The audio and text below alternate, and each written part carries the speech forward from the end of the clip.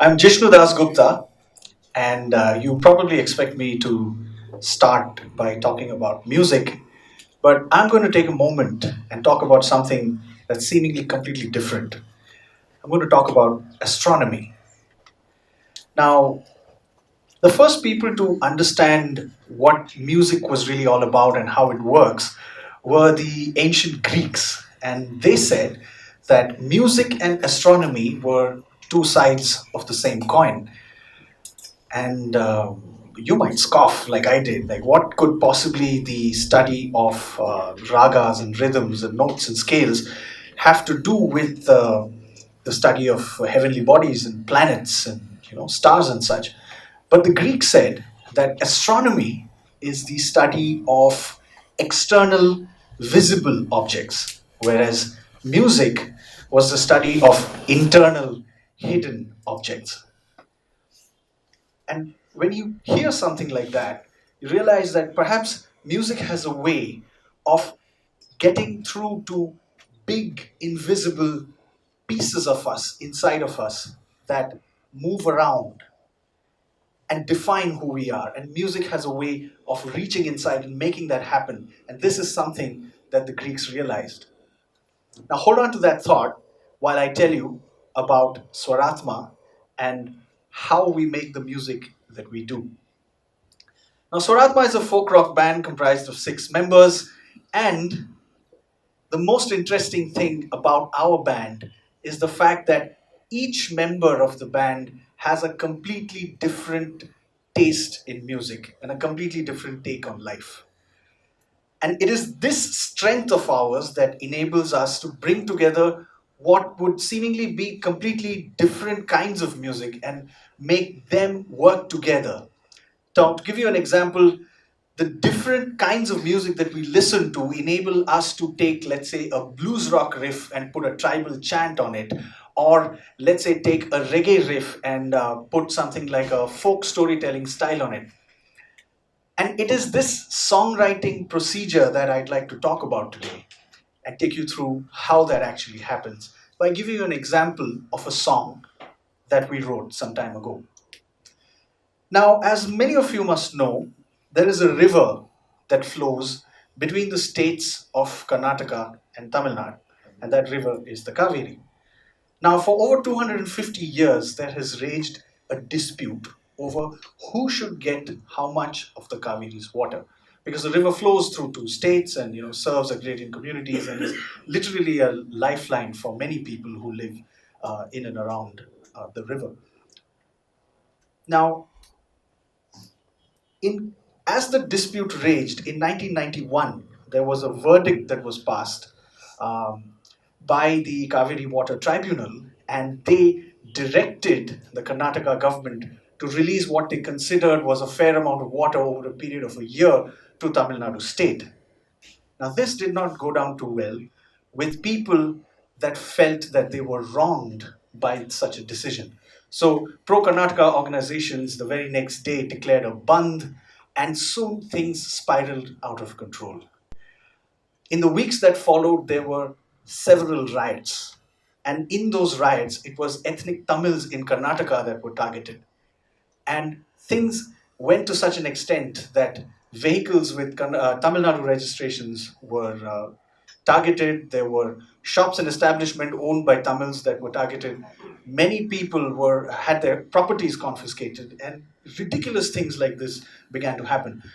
As the dust of that period settled, there were 2 lakh people of Tamil origin who moved out of the state, and it left 18 ethnic Tamils dead. Now, around this time, my bandmate, Vasu Dixit, was on a train journey, and he happened to overhear a conversation that was going on between a group of young farmers on the train and an elderly lady who was traveling with them. Now, the young farmers were of the opinion that the protests were justified and the decision was arbitrary and unfair, and that the water did belong to them, and that the Kaveri is our mother, and therefore we deserve the water. And a heated debate ensued. As the old lady's station approached, she packed up her things and she made as if to leave. And she turned around and asked them, all of this is fine, but have you considered what the river feels? Now, this is the starting point of a process that for Vasu resulted in a song. Now, think about it. For over 250 years, the Cauvery flowed uninterrupted from Bhagamandalam in Karnataka to the Bay of Bengal in Tamil Nadu. But the drawing of a man made line suddenly created a sense of ownership so strong that you are willing to riot and kill in its name. So the song that we title Pyasi or the Thirsty is a way to respond to what we felt was happening around us. And what I'd like to do now is to take you through a little bit of the song to give you a sense of what we created out of what we experienced.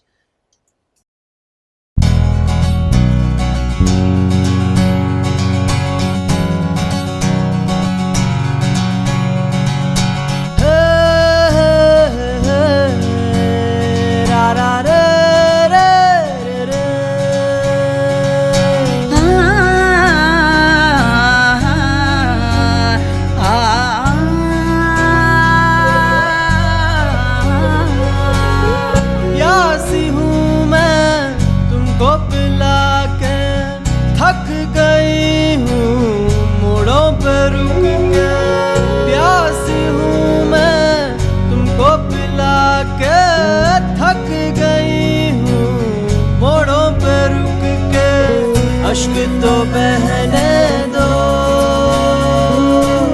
पानी हूँ पानी रहने दो। अश्क तो बहने दो, पानी हूँ पानी रहने दो। कहाँ से आ। Thank you. That is the voice of Shubha Mudgalji, who was kind enough to collaborate with us on the track. Now, this song is for us as a band the equivalent of taking part in a peace march or doing a candlelight vigil in response to something that we see happening around us that we respond to. As the Greeks said, music is a way of making sense of what is inside you to help you make sense of what is happening outside. And this is the story of Pyasi. Now, speaking of what is happening outside, let me talk about something that is all pervasive, outside, everywhere, all around, and that is politics. Now, I can see many of you, like me, cringe at the word. Why bring this word into such a beautiful setting? And the truth is that it is all around us and inescapable, and yet we want so little to do with it. In fact, as a peace-loving, educated, world-traveling, tax-paying, kind, sensitive resident of India, I don't want anything to do with politics. In fact, it's so full of underhanded dealings and wrongdoings that I feel like the only legitimate response that I could generate out of myself is sarcasm and laughter. I'd like to point a finger at those that have been entrusted with the task of ruling this country or running this country and laugh in hollow rage as they make a mess of things. But wait a minute. Who entrusted these people with the task of making a mess of things? Well, I did. Or rather, people like me did who cared enough about the process to take part in it. I was too convinced about how little my contribution would count and that it wouldn't really make any difference at all. So I was very quick to make my holiday plans as soon as the election dates were announced. And it so turned out that things have moved on from then to a space where I feel all of these emotions of helplessness, of satire, and the only place where I'm able to express some or other kind of outrage is Twitter. And that's where all of the action apparently happens. So one day we were in the jam pad. Now I'm going to ask you to imagine that we are in a jam pad where a band gets together and plays music. And there was a reggae riff floating about in the air that one of my bandmates, Vasu, again, was playing. And I'd like to take you through a condensed version of how this feeling of how you feel about something like politics transitions from a feeling in the air to a musical piece. So here is the way that this thing went down. And this is the way we made the song.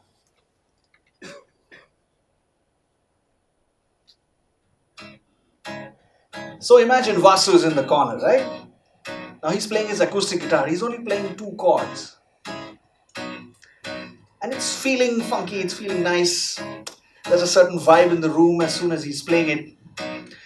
And Monty, who's the drummer, he decides to come in with a little beat and it goes something like this. Now he's playing this, Vasu's on one side, Monty's in the other corner of the room.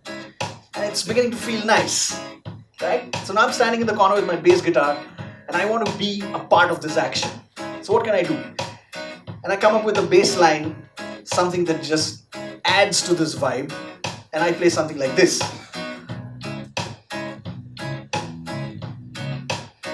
Now it's beginning to cook.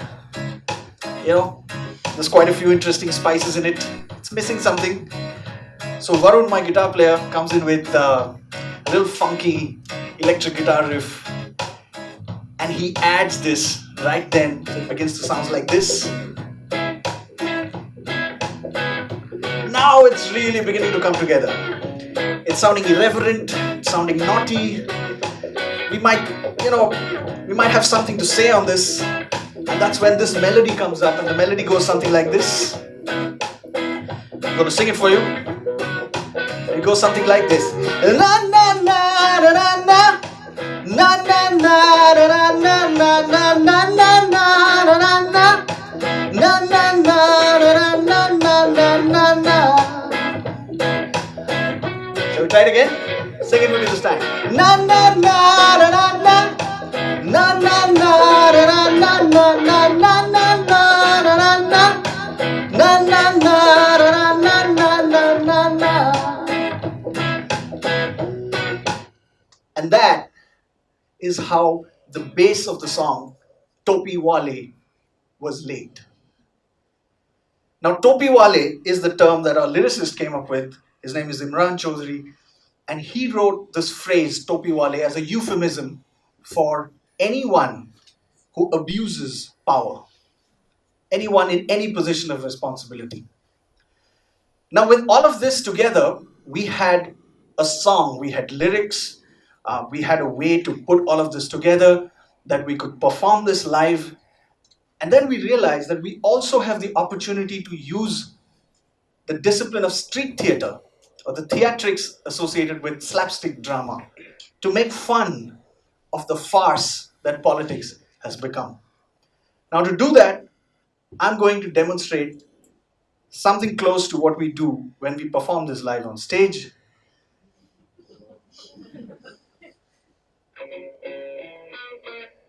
हाँ तो देवियों, सज्जनों, भाइयों और बहनों, माननीय मंत्री जी से हम ये सवाल पूछना चाहेंगे कि सत्ते में आने के टाइम पे कहा था उन्होंने कि अच्छे दिन आने वाले हैं। अरे चारों तरफ देखिए, अरे पॉकेट में देखिए, मोबाइल में देखिए, अरे इधर देखिए, उधर देखिए, यहाँ तक बच्चियों का हालत देखिए। अरे कौन से अच्छे दिन की बात कर रहे थे? अरे यहाँ तो कच्चे दिन भी नहीं आए हैं। मित्रों, 70 साल तक जिन्होंने देश को लूटा है, उनको हमारी तरफ उंगली उठाने का कोई अधिकार नहीं। तो अभी यही है, गाना गाइए सब लोग। सर पे हाथ डाले, खाली पेट मारे, ओहो सर पे हाथ डाले, खाली पेट मारे, टोपी वाले।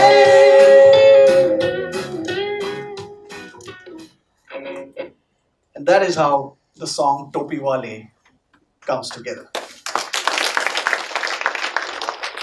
Now, we were playing this song once, and there was a member of the political establishment who pulled up the organizer while the song was going on. And he said, "How dare this band play a song like this?" Now, to me, that is true applause. That is hit music of a different kind. And much like the Greeks said, music has a way of crawling under your subconscious and doing something with your insides that otherwise may not really happen. And now I don't know the reasons this gentleman had to object, but I would like to believe that the way we felt about politics when we wrote this song got to this person in some way for him to react in the way that he did. And this is what we attempt to do when we say making music to make sense of the world, where we are more at peace with what's happening because we are able to do this and calm our own spirit of what we believe creative fields should be like. Moving on, let me talk to you about your own personal belief of you believing on your own in some or other supreme power. Now, that supreme power could be called by any name, and it is really up to you what you choose to believe. But then you learn that if you are to believe in this supreme power, then there are a certain set of rules and regulations that you need to follow. And that's where the problem begins. Because there are people who control the way you interact with the supreme power, and therefore they have a way of controlling your life and your choices. And this is why I believe that religion has contributed to as much war as it has contributed to peace. And this is something that we have felt as a band very strongly about. And it comes to a point where you have to let the world affect you. If you're able to let the world affect you in positive ways and negative ways, then you will find a way to express those emotions in a way that reaches out to people in the form of music, if that's your choice. Now, if we are to write a song about this hypocrisy in religion, it's not a very easy task at all, because it's very easy then to become preachy or become much like one of the people we are protesting against or think that they need to change. Now, we relied on the way music of a certain genre contributes to this religious belief. So we took up the genre of bhajans. And we wrote something, we composed something which sounds like a bhajan, but is not a bhajan. But instead makes fun of or takes on what actually happens behind the scenes in all of these places. We also took on a mythical situation of 15th century weaver poet Sant Kabir returning to earth and finding that nothing's really changed and everything's still the same. So we brought all of these elements together to create this song called Yeshua Allah or Krishna, to talk about the way we feel about hypocrisy in religion. And this is a little snippet of how that happened.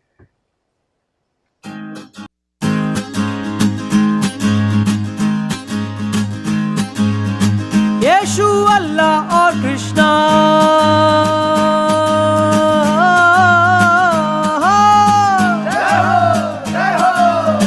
Yeshua Allah or Krishna, कौन भगवान है अपना? Yeshua Allah और Krishna, कौन भगवान है अपना? फूल पे फूल चढ़ा दे, दिए पे दिए जला दे, फूल पे फूल चढ़ा दे, दिए पे दिए जला दे, माला पे माला जपना, अमाल को अंदर करना।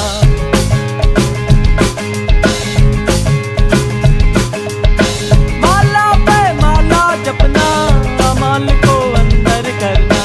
यीशु अल्लाह और कृष्णा,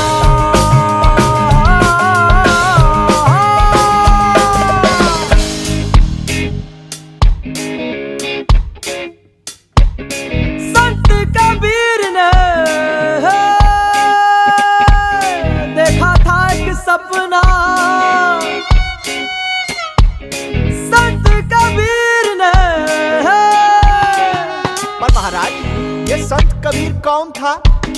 अरे संत कबीर कौन था? संत कबीर वो था जिसकी वाणी थी ज्ञान की गगरिया। संत कबीर वो था जिसने अपने दोहों से मानवता का धर्म समझाया। तो आज उसी कबीर के बारे में कुछ बोलेंगे, आहा, कुछ गाएंगे, ओहो, और नचाएंगे। वाह वाह।